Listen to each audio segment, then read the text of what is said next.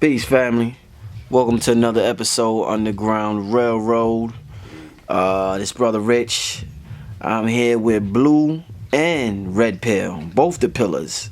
Peace to the family. Yo, well, first of all, we in Nicholas Bookstore in Brooklyn, New York. I think it's 578. 570. Fulton. If you in Brooklyn, New York City, they got books. They got just about everything. They are a brick and mortar, yes, which is something that we don't necessarily have, and we have them all in communities, right, but we don't have them in our network. So they are the brick and mortar hub, the one-stop shop for consciousness, all things consciousness in New York City. I was just on the internet the other day, and I seen Rick Ross, not the rapper Rick Ross, but the real Rick Ross. Yeah, I guess what's Freeway? Shout out to Freeway Ricky Ross. Yeah. So he was on the Alex Jones show, right? So he talking about how hip hop is a government weapon. It's being used as a government weapon. Now, when you hear weapons, you think of guns. Yeah. You think of drugs, cocaine, crack. AK-47s. Is it far-fetched for him to use? Niggas don't got no weapons. Hip hop? Niggas don't got weapons, son. You can't afford weapons, son. How you gonna get bullets, son? We don't make the weapons. Yes, you do. The first thing that it made me think of, there's articles going around on the internet talking about the biggest song of this year. The biggest song of the year, hands down, he came out the blue. Bobby Shmurda. Hot nigga. Now, I mean, it had little white kids dancing, little Asian kids dancing, Indians dancing, black people dancing. I mean, it had old people, young people, middle-aged people, you name it. Everybody was listening to Hot Nigga. Yeah. It reached the top 10 in the Billboard charts, not hip-hop, in the pop charts. A lot of people are saying that this song is one of the most violent songs of the year. He's talking about murdering throughout the whole song. Yeah. Now, these young boys. Now, we relating this to what what Freeway Ricky saying is used as a government weapon. Now, this song blew up before the government or the labels even got a hold of it. It blew up on YouTube first. Organically. Now, the people gravitated to it more so toward the beat, toward the energy, and toward the dancing that he was doing. Yeah. Well, now, how do these lyrics, which half the people don't even know what the hell he's saying, I'm not coming at the brother. I appreciate the song. I think it's a good song, minus the all the violence in it. I like the brother's energy. I feel his energy was real energetic. Yeah. Now, if we're not listening to the lyrics, we just trying to have dance and have a good time. How is this affecting us in our lives? This, Mitch caught a body about a week ago. And if you ain't a hope, get about my trap house. So little kids, these little Indian little white kids, they don't know what the hell he's saying. Nobody knows what. Nobody. Okay, so that's what we gonna talk about. Let's get into this. Let's get into this. The thing that people listen to beats only. Yeah, let's stop it. Our ears are open, our minds are open. You know what I'm saying? We're listening to the lyrics. Hip hop is a visual art form. Okay, so even the beats give you, like my man Pharrell, he said he see beats and colors. You know what I'm saying? There's certain aspects of this music, right, where it is a very visual art form. We're seeing what's being said. And if we don't see it because of social media, we could go directly to the internet and see it. So the people see him on Vine, they seen him on YouTube. You know what I'm saying? It was a viral sensation. Yeah, it was a viral sensation. So when you watch the video, you know the premise of what he's talking about. You know the premise of what he's talking about. The shooters is there. The shooters is shooting at the screen, and he's making it very clear that he's talking about peeling wigs. And like I told you, this song jumped off around the same time as Mike Brown. It was celebrated by our people as the hottest song of the summer in the midst of us saying, you feel me? Catching feelings about hands up, don't shoot, I surrender. Tucking their tail. You know, Darren Wilson, you feel me, killed this child in cold blood. But I told you there's nothing more marketable on the planet than Black Death. You know what I'm saying? Moorish Death, whatever the fuck you want to call it, pardon my, Moorish Latin. Because, I be in inboxes about, brother, why are you using them colorful terms or what have you? I'm talking to the people. You know what I'm saying? In essence, you know what I'm talking about. I'm talking about the death culture. I'm talking about, melanated blood. You feel me? That particular element and aspect of it is celebrated on this planet and in this community more so than anything else. You feel me? So, of course, it's definitely a government tool, and I think that we're being very disrespectful of the culture that we all participate in to try to separate rap from hip hop. Yeah, stop that. Stop that. That's some old niggas. You know what I'm saying? There's no separation. If you're saying it's part and parcel of 5 parts, you're not gonna take Islam and its 5 pillars and say one is separate from the other. You're not gonna take that. No, nigga, rap is the engine that fuels and pushes hip hop. Okay, them niggas in Russia and Japan is breakdancing. You feel me? And little niggas on the train. But that's not what's pushing the culture. Graffiti's not what's pushing the culture. Nah. These old niggas just doing tags and everything. They got artwork in the museums or what have you. And there's a few young boys, that's coming along and adding on to it. But that's not pushing the culture. The rap music is what's being exported across the world and what's pushing the culture. When I seen Solange's wedding the other day, you know what I'm saying? And she's sitting there with her son, no flex, zone. And he doing the what is it? The nene or what is it? The nene and what have you. That's culture. That's the fucking culture. You can't separate the two. You feel me? But this is what I'm saying, y'all. Now, you just mentioned something that triggered something in my mind. Now, you're saying that Solange is dancing with her son to No Flex Zone. Now, there's some derogatory lyrics in the song. Now, check it out. Hold up. Now, to a young person, absolutely. They feel that energy. They don't know the They don't know. They can't articulate.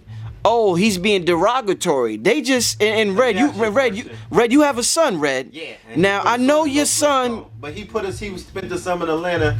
He put us on the No Flex Zone. What about Bobby Shmurda? He don't rock with that. He likes No Flex Zone. He listens to all of the songs with the Alvin and Chipmunks version. He likes what are other ratchet songs that he likes? Up another bando.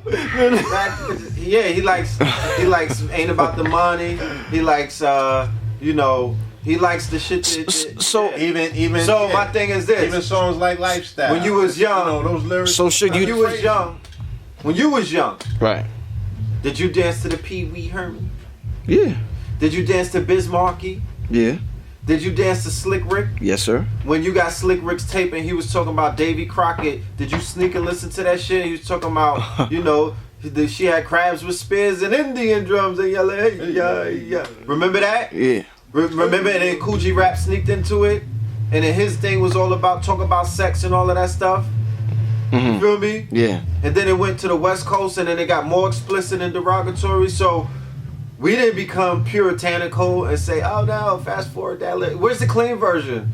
No, nigga, we was moving to the beat, dancing to some stuff. It was a little. Okay. At the same time, we was watching Eddie Murphy's Delirious or Raw. You know what I mean? We was watching WHT and HBO and they was cursing. Our parents was saying fuck, shit, piss, fuck, cunt, dick, whatever the fuck, you know what I mean? Whatever these words are, that we act like these children are not, this shit is like regular language to them. There is no more curse words. Okay. You understand what I'm saying? There is no more curse words. Don't talk about, they said a curse. So what? You know what? The Family Guy is saying bitch. You know what I mean? On Fox 5 on prime time, they showing tits and ass. I'm just saying, hold on.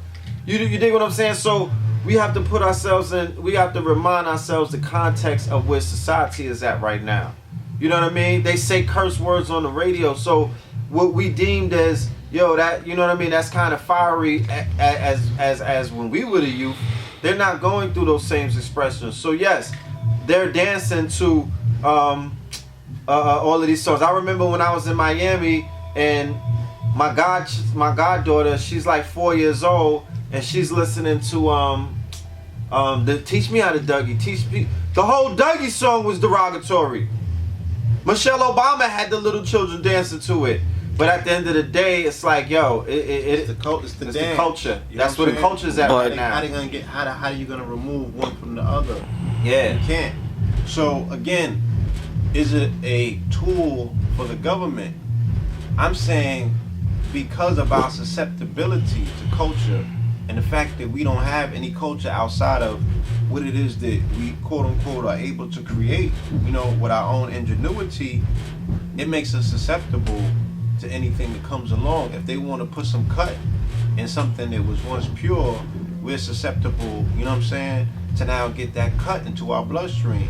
And it ultimately, throughout time, it becomes us.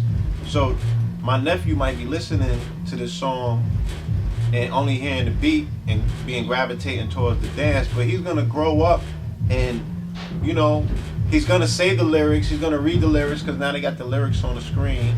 There's a lot of different ways for him to be introduced to what these lyrics are saying, and then as he gets older, he might understand the concepts of what was being expressed to him. Exactly. So it's our job, right, as parents, to come between that before that happens. Yes. And we just got to be real enough with ourselves to be like, yo, there's a lot of children that are not going to get that opportunity. Because I remember as a child hearing the curses in the context that they were being used, but not realizing why they, you know what I mean? Not knowing what it is that they were really trying to say. And then growing up older, damn, I was green. I didn't even get that. Like, that's what he was saying. So, right. In those senses. Girlies is free, cause the crack costs money. Oh, yeah. So our artists were able to put these things in more subliminal terms when we were younger. They kind of put it out there, but they kept it from us, you know what I'm saying? Yeah. Unless you knew, but it was still something that we sang along to. Yeah. It was still something that we partied with. And the artists before them, the 70s, the Al Greens and the Marvin Gayes, they was talking about smashing. But they said it in a more poetic way. Yeah, poetic way. Very poetic way. Then, hip hop came along, very raw, strip that. You know what I mean? Shit hop came along, strip that. Turpentine. The short bus crack rap shit came, trap rap and all of that, stripped it more. So it's just the layers are being peeled back to the point where people just come out of record. I want some pussy. I want some pussy. Pussy. You know what I'm saying? But in reality, it's the same thing that Marvin Gaye was saying. But it's done. It's been done in a less artistic, less tasteful. But I'm not co-signing it. I'm just saying it's downstairs. Right. It's a conversation that's being had now with the children that belong to the background frequency of that where that message, right, is a little bit more direct and it resonates a particular way. Because there are social fibers and morals and codes that have already collapsed. Nobody talks about that. Nobody talks about that. The music is a direct reflection of the culture. Okay? So we could say, yeah, Bobby Shmurda this, Bobby Shmurda that. But them young boys in the 90s been turning up since we was children. Yeah, they've been shooting. You knew what happened on 92nd, 94th, 95th, and 96. Yeah, so young niggas was going to body bag you over there. You feel me? Okay? Ain't nothing changed. They was going to war with Grown Dread, with the Child Posse and all of that. You feel me? So nothing changed. Mm-hmm. These social ills have not been addressed and dealt with. I don't hear nobody incorporating the crack cocaine aspect of things in it. So to have Freeway Ricky Ross, the godfather of crack cocaine, of when we got compromised. And this shit really went downhill. For him to even step out and be like, yo, this shit is a government tool and it's a government weapon. Well, let me ask you this. Now, since we established that it wasn't no conspiracy that people liked Bobby Shmurda's record, the people organically gravitated to it without MTV pushing it. There was no radio pushing it. It just organically blew up on the internet. It was understood. With that being said, why are the youth gravitating toward these type of songs instead of the Common, the Talib Kweli? Why are they gravitating, and not just black children, white children, they're gravitating Right. toward these more commercial. No, I don't know if commercial is the word, but these more rhythmic with more appealing beats. Why isn't Common? Why is it? Because if we look at it from that angle, then you can't blame nobody but the artists. Y'all, the conscious artists need to step their game up if they want their children. It's I think it would be a more complex answer to just a simple, Common and them need to, Well, I don't want to come at Common, but not just them. I'm talking about their whole that genre, their whole right? It's not effective. You know what I mean? It doesn't resonate with a demographic or target audience and whatnot, because the 17 and to 25-year-old, reading below a certain level, or living in a certain community and whatnot, that's not their target audience. There's audiences that are being targeted, and when you target an audience, you deliver to that audience. Is done with market research. Now, Chief Keef and them opened up the door for Bobby Shmurda. Chief Keef and them came out of Chicago and responsible, or the rising stars are identified with drill music. Drill music comes out of the Chi. Drill music is, associated with, all of the shit that you hear about the ops. You know what I mean? Niggas is lacking and all of this other stuff. It's the babies basically going out there and putting in that work. You feel me? And when he was discovered via the internet, he was the first viral sensation of the drill era. You understand what I'm saying? Right. The drill era was connected to a real life situation about babies killing babies in Chicago, street wars taking place, the rise of the young killers, the rise of the youth. You understand? Killer That Army, shit is compelling. You understand what I'm saying? Where did we come from? What were we encapsulated in our earlier years? Alpo's, the documentaries on Alpo, the documentary about Witch Porter, Guy Fisher. Remember all of that? Yeah. Wayne Perry. You know what I'm saying? So we was indoctrinated with the killers, the weight movers. Who was directly connected to that? Who gave us the soundtrack? Jay-Z. Okay? Now, good. Then you had your Biggie era. Sex, Money, Murder. All a nigga know is compelling. Why was you niggas watching The Wire every fucking week? You know what I mean? Compelling. Why is you niggas watching every single movie, the Menaces and all of this other stuff? It's compelling. Sex, Money, Murder. Right. Black murder, black death. It's a death culture. We've already talked about this. We belong to a death culture. Yes, we're not pro-life. We don't belong to a pro-life culture. We belong to a culture that has embraced death in all of its facets. But black on black death, unfortunately, because niggas ain't putting in no kind of work against anybody other than themselves. So it ties right. We're gonna get into this Rick Ross statement about, rap music being a government tool, because it is definitely a government tool. Because the crack culture is a government tool. In the era of the rap that we see right now, it is a byproduct and is a remnant and is a motherfucking direct result of the crack era. It's an arm. It's an arm. It's a hydra. It's a head of the crack era. This modern day trap. I don't fuck the beats and all that. Yo, the drum patterns with nigga. You know what I mean? Boof that. Let's just cover the whole thing. Don't go. You don't have to get all lost in it. The whole thing. The fashion, the lingo, the music, everything. The attitude, the mentality. How you spend your money, Crash how commercialism. you don't spend your money, how you became a consumer slave, the health, the non-health factor, abortions, rapes, robberies, all of it is tied into what Rick Ross helped usher in with these motherfucking demons of the CIA. I saw the movie recently that they did on Gary Webb, who Kill the wrote the book Messenger. about Right. Dark Alliance, Kill the Messenger, you know what I mean? And they explain what happened in a subtle way. They didn't go into the intricate details, because some of those details, me and you will never find out, because it was destroyed in shredders and things of that nature when they blew the whistle. So the drill music coming out of Chi-Town intrigued millions of people. in the drill music, Chief rised up after Trayvon Martin rised up. After niggas ran out and bought Skittles and hoodies and was crying about George Zimmerman murking a young black boy, but wouldn't do nothing to George Zimmerman. Disgraced yourself in front of the whole fucking world, showing that you really some scary ass, bitch ass, pussy ass fuck boys. They did a systematic execution, eradication of a certain type of warrior class and during the crack era that Rick Ross helped usher in. That war on drugs was a war on the Black Messiah.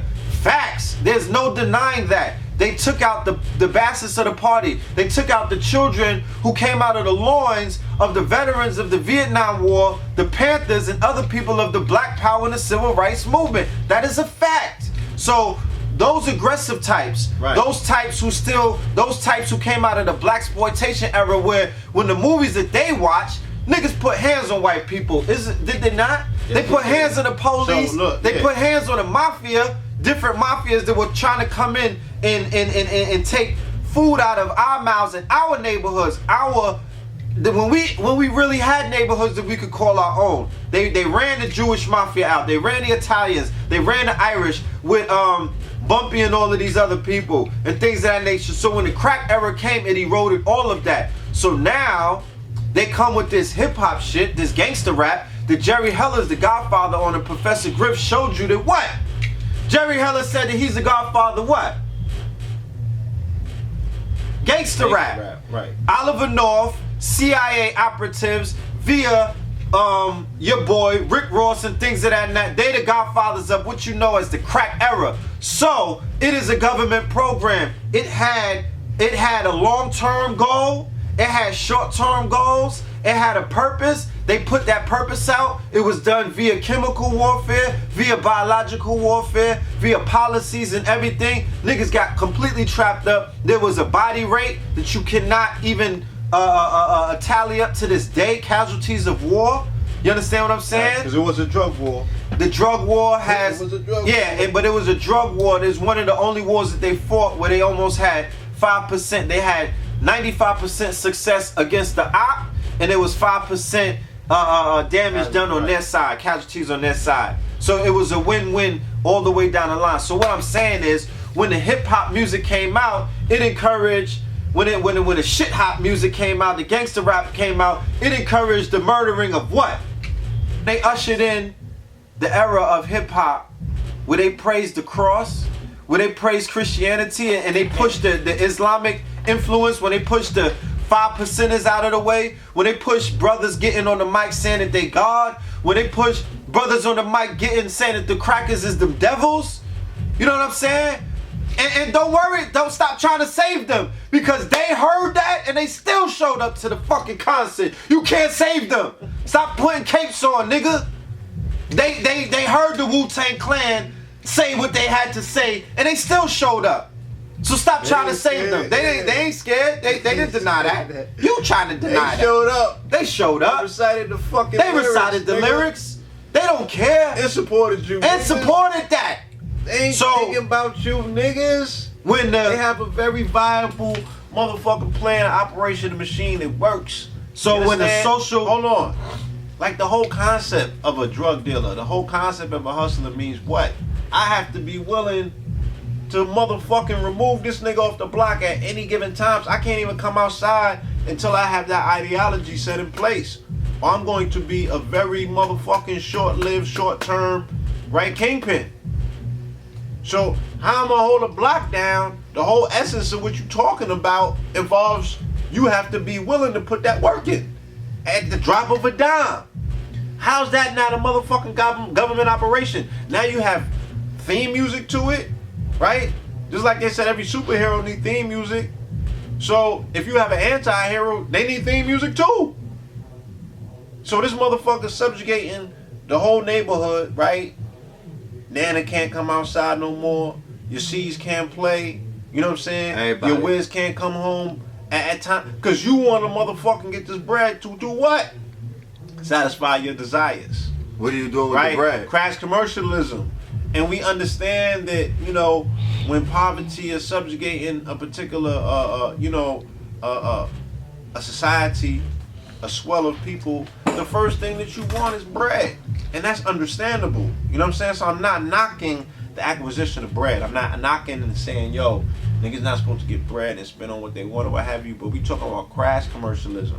You know what I'm saying? The fact that you have to have every new pair of joints out. You know what I'm saying? The fact that you just can't have one chain, you gotta have 8. You feel me?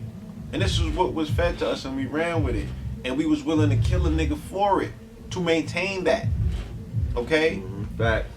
So, just the whole concept of what we're talking about, you know, in regards to the entire institution of, you know, exchanging a little white rock for some bread. You know what I'm saying? We don't even see the correlations to Goliath, the story of David and Goliath, in that motherfucking, in that configuration. He slew the nigga by slinging a rock, man. Come on, B. Facts. How you can't see it? He slew the fucking giant, right? By slinging a stone. And who does David represent but the motherfucking state of Israel? So the same nigga, so if we talking CIA, who are we gonna be talking about but Israel? Leal Cohen. If we talking about motherfucking, you know, all the way up to his Mali and all of that shit, where you think all that's coming from? Ecstasy. So it's coming out of the labs of them evil geniuses. Them evil geniuses. Who these geniuses they going to? They either motherfucking German, Russian, or Jewish. And there's a way to incorporate all that shit together. So there's been a war that's been declared on niggas. Been declared. Yes. And it's very effective. It's a subtle war. It's a scientific. Yeah, they might have 2 million black bodies rotting in prison, but it's like 200 of them shits rotting in the motherfucking earth. Okay? So we're talking about a culture that is a self-defeating culture. It's destroying itself. It's eating upon itself. It like, cannot survive another 10 years like that. I was waiting for the train today, right? And I looked across the platform and I saw 7 or 8 melanated little girls, right? And I'm like, yo, we had just left the lecture. We left the Savior's lecture and we was talking about getting all, you know, Savior's talking about $200 million to build these villages and what have you. And I was having a conversation with somebody earlier and they was like, man, if you had $10 million, what would you do?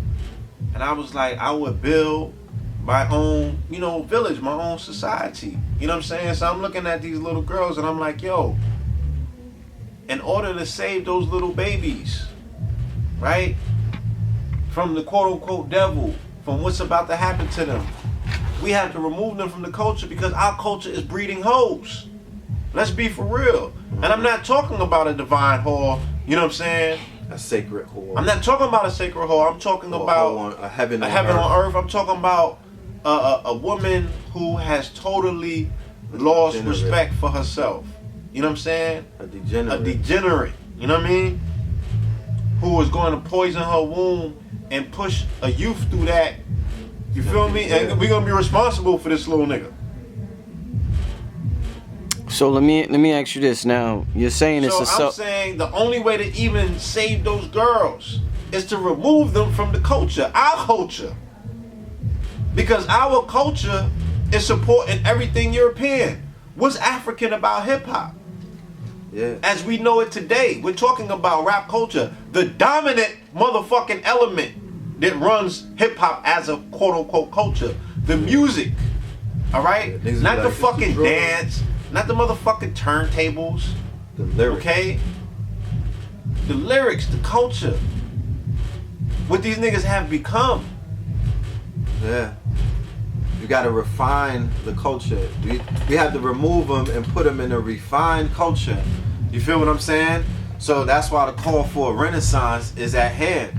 We have to refine the culture. The culture that the conscious community or the conscious network is creating is a refined culture. I mean, you know, test me if you want. Test it. Put it up against what you see now. As much criticism and as much, you know, judgment that people have for it, put it up against the shit that you see that you're not comfortable seeing. It's a refined culture that's gonna take more refinement, but that's where a lot of us, that's when we have to become the geniuses inside of the culture in order to refine it. How could you be so irresponsible for the youth that they got little girls 9, 10, 11 years old sucking dick in school? They got little boys raping these girls in school. And you're willing to brush that off and not attribute it to the music? And little boys talking about sucking each other off. And little boys, and where did that come you're just from? willing to brush that off and not address it? You know what I'm saying? Like, that shit don't have nothing to do with nothing. Like, where's it coming from? So going back to what I said before, because of the war that took place via the chemical war that was thrust upon us in the crack era, the biological warfare and the crack cocaine era, you breed it out. Now it's a seven generational fallout. So it helped usher in what is known as the death culture. Because if I give birth to a child that has no desire to procreate, what culture do they? Are they pro-life or are they anti-life? Anti-life. If the music promotes two women coming together, is that pro-life or is that anti-life? Anti-life. If the culture promotes me skeeting and any random chick that I bang up, and then we get rid of the child, we don't have the child, or if she has the child, I don't claim the baby, is that pro-life or is that anti-life? Anti-life. So the children that are embracing the homosexual culture, a part of that is the deaf culture in your face. It is showing you that this deaf culture has now spawned new generations of it's giving birth. And they got numbers. No, you know what I'm talking about? They got numbers. They got numbers. So this is part of this society. Yes. They have influence. So their chromosomes have been compromised. Their genders have been bended. You understand? They have hormone indeficiencies and things of that nature. So, but this was all sugars, blood. Yeah. The malt liquor. Niggas is still, they brought back 40 ounces. It's crazy.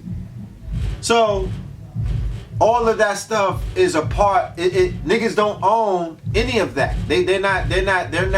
They only set the trend, but they're not responsible. They're not in the labs. There's no lab that we own. We're not scientists. There's no social engineers that are part of. We don't own think tanks. We don't own corporations. Things of that nature.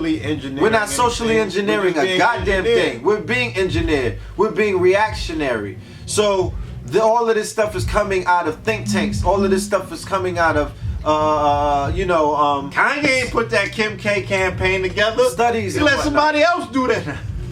These are studies and things of that nature. So they are falling, victim to programs. It's a program. It's like we talked about it last night in Black and Nobel. We begin to fall apart when we integrate it, right? For anybody that's familiar with technology or computers, we were part of an integration. But what do we integrate into? Fucking burning house. Beyond that, what is it called? They say you integrate it into the system, right? So it's a system. So let's still talk technological terms. If you integrate Windows into a Mac system, it's no longer Windows. You've integrated it into a new system. So we went from owning, we're inside of a black-owned store right now. We were owners. We were owners. Right. We had our own system. We had our own music. We had our own Motown, our own pressing our own. We had distribution. We were pressing up our own records. We were mastering our own records. We were able to tweak the frequencies of our music and things of that nature and control the sound. And we had to answer to our own people in our own communities and things of that nature. If we said derogatory things, they weren't letting certain kind of secular music get into the minds of the youth because they knew what it would do to them because it was part of our system. But then when we integrated into a system, we gave all of that up. We had economics under control. We had numbers under control. We even had our drug trade. We had our own mafia. We had our own protection. We had our own everything, but we integrated into us. They didn't integrate into our system. They wasn't saying, yo, I want you to sit at my table and eat with us. You gonna come and sit and drink out of water fountain? We gonna, all right, white people, we're gonna come and let you work for us. No! It's not what happened. You integrated into their system. You said you wanted to be a part of their movement. So when you became exactly, so you cannot serve two masters. You cannot serve two masters. So you cannot go into Rome and expect to be a Carthaginian. You can't go to Rome and expect to still be Hannibal. So niggas have integrated into a system, and now you are becoming the savage that you once despised. They took the hand off you. You just bull right now. So there's nothing to talk about. We don't have to speculate about what's going on. We don't have to worry about or wonder about. We don't have to get all deep with this shit. You understand what I'm saying? Niggas is just washed up, and they and like I said, going back to what I said before, knowledge is power. Know the ledge. Knowledge is power, and you niggas are dumb right now. And I'm just like you. Get on my savior shit. I'm not better than you. I'm not, nobody's talking down to anybody. I'm identifying the problem. And I was dumb as a rock before. Cause I look in the mirror every day. I can see it for what it is. I can see it for what it is. I'm not gonna sugarcoat it. I'm gonna tell you I have a memory. Because in order to be sitting in this chair, I had to go through that before. So I can speak from experience. I can speak from a survivor of a lost generation. Where my whole team is in the ground. You understand what I'm saying? I can speak to the point where I seen this whole world change over. I wasn't born in the 90s, and I wasn't born into the war. I was here before this shit really popped off. So I understand the changes that have been taking place. You know what I'm saying? I belong to old Brooklyn. You niggas belong to post-Barclay Brooklyn. You know, you get happy because Starbucks is on the corner. I seen what Starbucks did to the corner when they put it there. You think that it's cute that you niggas got pumpkin cake and Bed-Stuy and all of that. I know that that's a war being done on an economic level. And our people are suffering from that. So, I mean, at the end of the day, yes, hip-hop is a weapon. You know what I mean? Going back to what these people say about we don't have the money to buy weapons and we don't control the weapons. The weapon, the pen is mightier than the sword, and that's a fact. Little Boozy said that. Yeah, and the weapon comes out. The weapon, you know, the word is the sword, and that's a weapon. So shooting that weapon if we want to gain more power, if we want to articulate if the flute is making niggas go and pick them pistols up and go and use them, what's stronger, right? If you dictating and telling somebody how to put that work in and catch a homie, you try me, I'ma fuck around, catch a homie and kill your whole family, right? That's what niggas is listening to. You ain't killing the white family. In the midst of Mike Brown, they waiting for the verdict, but they listening to this shorty from Detroit talking about if you try me, she gonna niggas is partying to that. It's hypocrisy at the highest fucking degree. I can't participate in that. Come on, man. I can't co-sign that. I can't even go and pop a bottle tonight. Where's our conscious young thug at? Who knows how to master harmonies? You know what I mean? If these niggas so smart, right? Lecturers included, where they could break all this shit down and tell you it's the melody and talk about the elements of hip hop and breakdancing, and I don't see none of these niggas coming out with no videos with people breakdancing and doing graffiti and shit. I don't see the incorporation of these elements that you hold so sacred that's supposed to reverse the trend, right? So, why can't this be taught to the next dude that's coming with the lyrics? Where they at? Yeah, so data is nothing if it's not where applied. Where they at? So data is nothing if you don't apply. It's just information. It's just information. So these niggas got information. Yeah. And that's great. But the shit that's winning, okay, is the shit that's winning. Yeah. Okay? Because it's speaking to the background frequency of Black Death, which is the most attractive shit on this planet right now. Okay? The destruction of melanin. Now, Kali Yuga, the release of that motherfucking energy. These niggas is trying to hold on to life in the middle of a war. And talk about flowers and peaches and shit like that. That's not gonna fly right now. Yeah, it ain't. So y'all dealing with you're saying this is a self-defeating culture that promotes Black Death.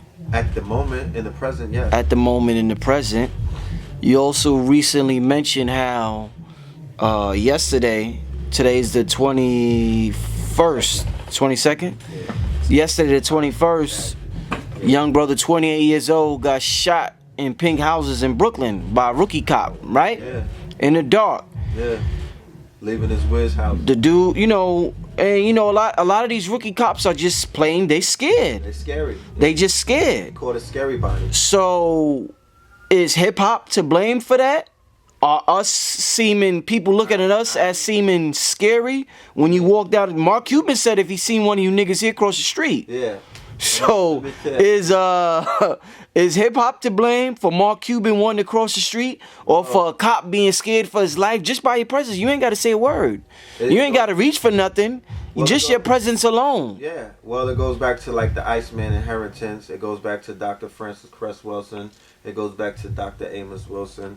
It goes back to Dr. Phil Valentine and many other people. It goes back to Hidden Colors Part 3, 1 and 2. You know, they fear us. And they rightfully fear us because they know that they were dead ass wrong. They know that they've been getting away with the wrongs that they've been doing. They know that they've miseducated us. They know that they usurped the resources. So white guilt. They know that they usurped the land. They know that they have dumbed us down. They know that they've created a situation in the social engineering and policies also, that our people are now savages. So, you know, the policy enforcers or the mercenaries that they're putting into these neighborhoods to police our people and to put us in a state of fear, because they have us in fear as well. You know what I mean? With the rash uptick in beatings and whatnot. Eric Garner, our brother Shabbat, our brother Raleen, no, our brother, his name is Robert Singleton, and on 125th Street, they killed him over the summer. You know what I mean? Hustle Man, our brother Salam, pardon me the other names I mentioned. You know, all of this stuff that's taking place is a fear campaign. So when you put people in a perpetual state of fear, these rookie cops are in fear. You know what I mean? These rookie cops watch World Star. They listen to the rap music. They're our age. They come from our era. They come from our culture and whatnot. So they're willing to put on a badge. They're willing to put on a motherfucking gun. And they're willing to be the anti-hero to, you know what I mean, to your Bobby Shmurdas. They're willing to say, I'll go into Brownsville and kill those niggas if need be. I was talking about it the other day. The revolution means things revolving. You know what I mean? What era would you say that you're in right now? Are you niggas in slavery era? Have you revolved back to the slavery era, or you think you in the 60s? You're not in the 60s. You're really not in the 60s. Because if we revolved back to the 60s, if you put your hands on our youth, we took 3 of you out. Straight like that. In the Panther. Yeah. You niggas is reaching back. How far back did you go? Yeah. Did those slave movies put you back in a mentality where the white man is now? Is he the overseer? Is he really on the plantation? Is he Lupita? Is your ass Lupita? And is he the motherfucking whip cracker? Or because you scared to touch him, you won't do nothing to him. And going back to the music and the culture, everything has its part. You know, like I incorporate ratchet music when I go to the gym. Because it appeals to my lower my red chakra. You know what I mean? It appeals to my lower chakra, and I need that in the gym when I want to be stout. It's Kali Yuga theme music. It's Kali Yuga theme music. You know what I'm saying? Or I might be, you know, I might have, you know, I might need to get into that mode to do something. So that ratchet music will feed that part of me that needs to get, you know, that needs to transform into that, you know, into that frequency, right? But I've identified that I know how to use it to where it doesn't influence me and control me. And I have no control over it. I decided that I can control it. You understand what I'm saying? And I once you do the knowledge to something and you understand it, then you have a power over it. It has less power over you, and you're not even understanding why you're being influenced by certain things. You don't understand about certain frequencies, the drum frequencies. You don't know that it's hypnotic. You don't know about cadences. You don't know about a lot of things. You have to study it.